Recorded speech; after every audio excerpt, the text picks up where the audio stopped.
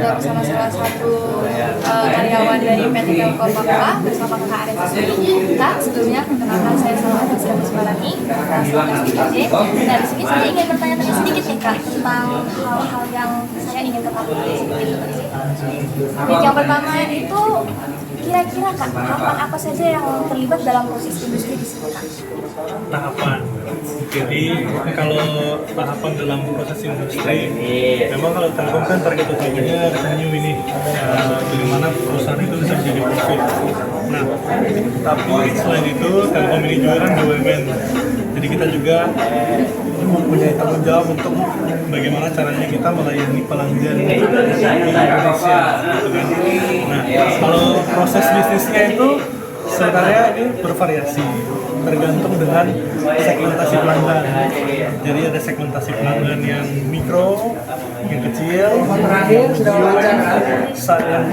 kecil sampai medium, kemudian yang besar, kemudian ada pemerintahan. Jadi contoh, kita pakai contoh yang biasa aja ya. Contohnya seperti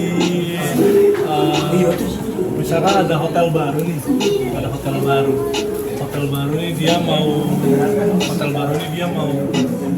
baru bangun, kemudian dia kan butuh itu layanan internet itu mungkin untuk kasirnya kah, atau mungkin untuk pegawainya, atau mungkin untuk pegawai-pegawai atau tamu-tamu yang di situ kan.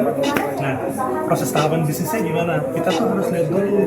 Nanti dari mereka mengajukan ke kita, kami butuh jaringan, butuh layanan gitu. Kita harus lihat dulu ketersediaan jaringan di lapangan.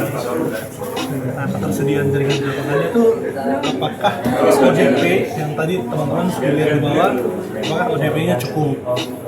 Apakah jarak dari ODP ke jarak kabel dari ODP ke rumah pelanggan itu masih dalam tahapan wajar, sesuai dengan spesifikasi atau tidak? Kalau misalkan sesuai, kita akan lanjut proses registrasi. Gitu. Registrasinya tuh butuh banyak ya, butuh beberapa hal, kayak KTP, kartu keluarga, nomor HP, email yang aktif gitu. Nah, kalau ordernya valid, itu nanti akan dikerjakan oleh teman-teman di Telkom Akses, teman-teman teknisi yang di lapangan. Gitu. Betul. Nah, ada lagi nih Kak. Yes. Siapa saja sih yang jadi sasaran pasar utama untuk produk dari industri ini? Sasaran pasar utama. Kembali lagi, jadi Telkom itu dia sudah membagi-bagikan pelanggannya sesuai dengan segmentasinya. Nah, kalau segmentasi pelanggan yang kecil ke medium itu sudah pasti kayak UMKM, usaha UMKM kecil menengah masyarakat kan gitu.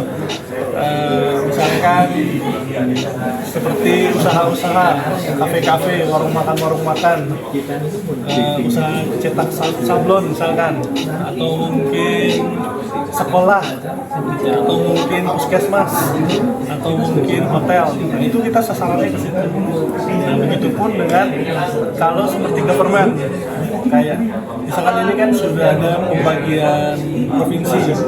Nah, bagaimana kebutuhan provinsi-provinsi baru ini, kantor-kantornya itu semua dari pelanggan Telkom. Itu sasaran di kita. Berarti Tergantung kebutuhan konsumen. Nah, yang terakhir nih Kak, apa aja sih jabatan atau pekerjaan yang dapat dilakukan di industri ini? Jabatan, kalau jabatan biasanya kalau yang basic standar itu untuk di Papua ya, paling tinggi itu kami ada pemimpin kami, gelarnya itu General Manager, Bapak Antonius.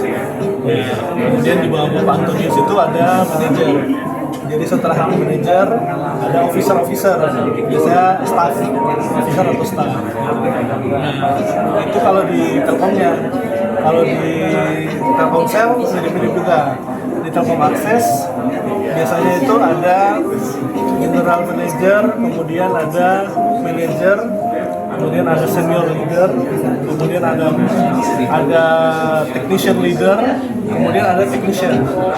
Gitu. Jadi seperti teknisi di lapangan itu tuh jabatan yang ada juga di Telkom Akses. Jadi cukup beragam. Waktunya untuk wawancara kami siang hari ini. Oke.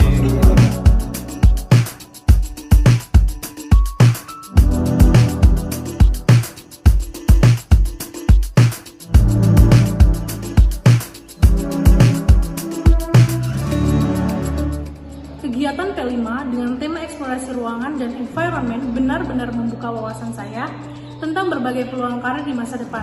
Melalui kegiatan ini, saya belajar memahami bagaimana lingkungan sekitar bisa menjadi sumber peluang kerja.